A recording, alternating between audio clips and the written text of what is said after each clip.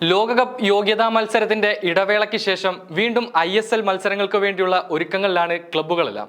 March 30ഓടെയാണ് മത്സരങ്ങൾ പുനരാരംഭിക്കുന്നത്. അന്ന് തന്നെയാണ് കേരള ബ്ലാസ്റ്റേഴ്സിന്റെയും മത്സരം. സൂപ്പർ കപ്പിന്റെ ബ്രേക്കിന് ശേഷമുള്ള മത്സരങ്ങളിൽ ബ്ലാസ്റ്റേഴ്സ് തീർത്തും നിരാശാജനകമായ പ്രകടനമായിരുന്നു കാഴ്ചവെച്ചത്.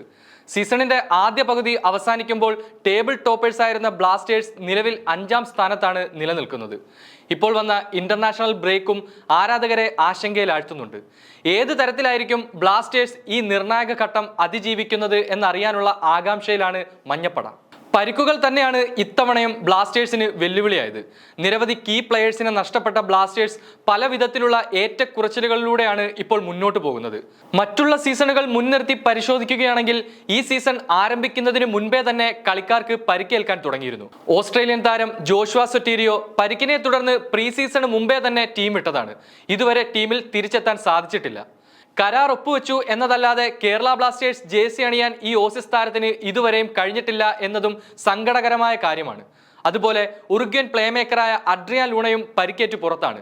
2023-24 സീസണിൽ ISLലെ ആദ്യ 9 മത്സരങ്ങളിൽ മാത്രമാണ് അഡ്രിയാൻ ലൂണ മഞ്ഞക്കുപ്പായം അണിഞ്ഞത്. എന്നാൽ ഉറുഗ്വൻ പ്ലേമേക്കർ ടീമിലേക്ക് മടങ്ങിയെത്തി എന്നത് ആരാധകർക്ക് ചെറിയ രീതിയിലുള്ള ആശ്വാസമല്ല നൽകിയിരിക്കുന്നത്. ഇതിനോടകം തന്നെ പരിശീലകൻ ഇവാൻ വുക്കോമനോവിച്ച് താരത്തിന്റെ മടങ്ങിവരവ് വ്യക്തമാക്കിയിരുന്നു. പക്ഷേ പ്ലേ ഓഫ് എലിമിനേറ്റർ സ്ഥാനത്തിനായുള്ള കേരള ബ്ലാസ്റ്റേഴ്സിന്റെ ശേഷിക്കുന്ന മത്സരങ്ങൾക്ക് താരം ഉണ്ടായേക്കില്ല. എന്നാൽ പ്ലേ ഓഫിൽ കേരള ബ്ലാസ്റ്റേഴ്സ് സംഘത്തിൽ ഈ 31കാരൻ ഉണ്ടാകുമെന്നാണ് ഇപ്പോൾ ലഭിക്കുന്ന സൂചന. കഴിഞ്ഞ ദിവസങ്ങളിൽ താരം പരിശീലനം നടത്തുന്ന വീഡിയോ ബ്ലാസ്റ്റേഴ്സ് പങ്കുവച്ചിരുന്നു. ഏറെക്കുറെ പരിക്കിൽ നിന്നും ലൂണ മുക്തമായി എന്നതും ആശ്വാസം തരുന്ന വാർത്തയാണ്. അഡ്രിയാൻ ലൂണയുടെ സാന്നിധ്യത്തിൽ 9 മത്സരങ്ങളാണ് ഈ സീസൺ ISLൽ കേരള ബ്ലാസ്റ്റേഴ്സ് കളിച്ചത്. അതിൽ 5 ജയം സ്വന്തമാക്കി. 2 എണ്ണത്തിൽ തോൽവി വഴങ്ങിയപ്പോൾ 2 എണ്ണം സമനിലയിൽ അവസാനിച്ചു.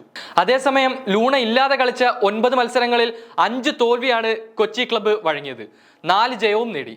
ലൂണയുടെ സാന്നിധ്യത്തിൽ ബ്ലാസ്റ്റേഴ്സിന്റെ വിജയ ശതമാനം 55.6%. ലൂണയുടെ അഭാവത്തിൽ 44.4%. ഇത് തന്നെയാണ് ലൂണ തിരിച്ചെത്തുന്നത് ക്ലബിന്റെ ആരാധകർ കാത്തിരിക്കാൻ കാരണം. FC ഗോവയ്ക്കെതിരായ എവേ പോരാട്ടത്തിലാണ് അഡ്രിയാൻ ലൂണ അവസാനമായി കേരള ബ്ലാസ്റ്റേഴ്സ് ജേഴ്സി അണിഞ്ഞത്.